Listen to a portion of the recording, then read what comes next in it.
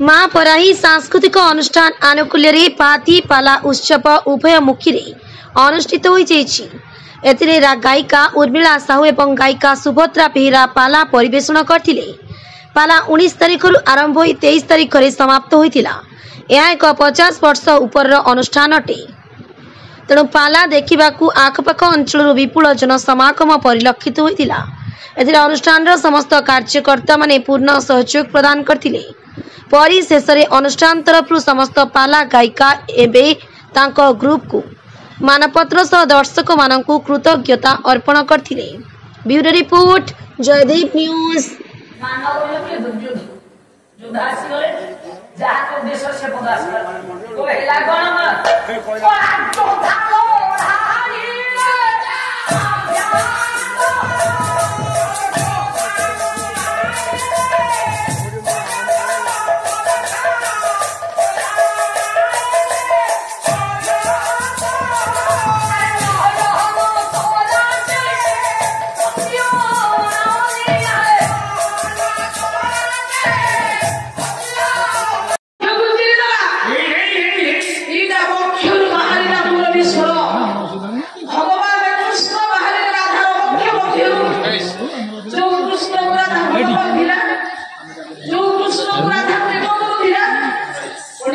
Radha